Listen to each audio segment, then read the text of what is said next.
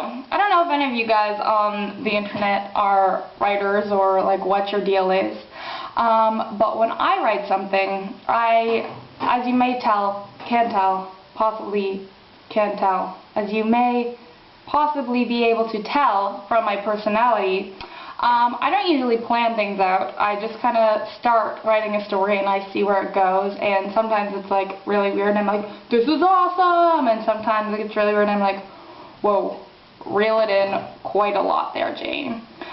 So with this story, as I was writing it, it kept getting more and more depressing, and I was starting to get really worried that everyone would hate me because I wrote like the saddest story in the world.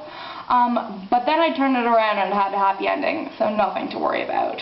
Recap from part 1 of this story. There's this man, and he collects all the skies, and he has recently died, and he has left all the skies to his late husband. No, he's the late husband to his husband, Gary. And they're just like cluttering up the apartment, and Gary doesn't know what to do, and the heat is broken, and he's having a really sad time. The Sky Collector's Husband, Part 2.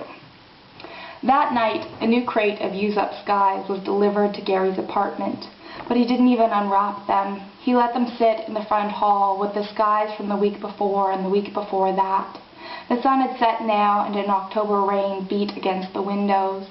The apartment was so cold, Gary wore both his bathrobe and the Sky Collector's old bathrobe as he heated up his lean cuisine and watched 3 episodes of The Mindy Project on his laptop.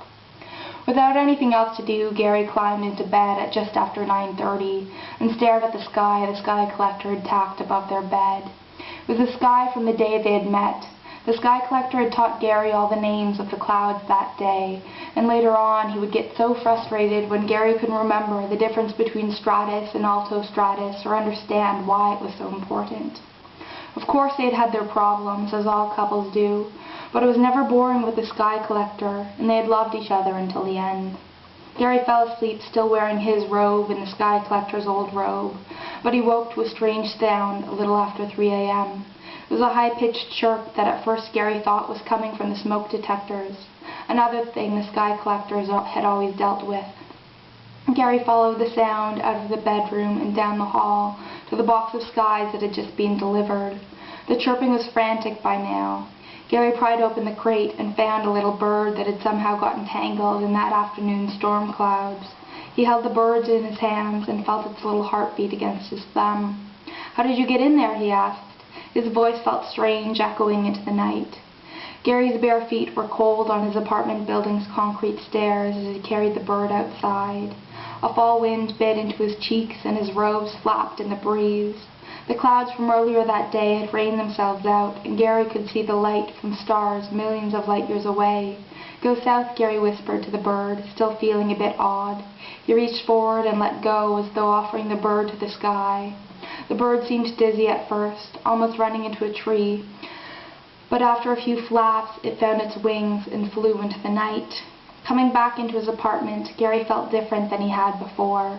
The skies were still there, and he still didn't know what to do with them. The heat was still broken, and even the lean cuisine package was on the coffee table where he'd left it.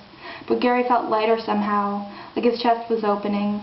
Inside, it wasn't blood and organs and a heart that might give out at any second like the Sky Collector's had. Inside Gary, there was a dark night sky with stars from all over the entire universe scattered across.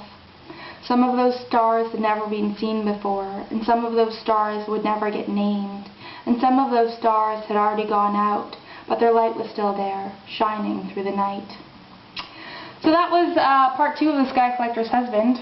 Thanks so much for watching. Goodbye.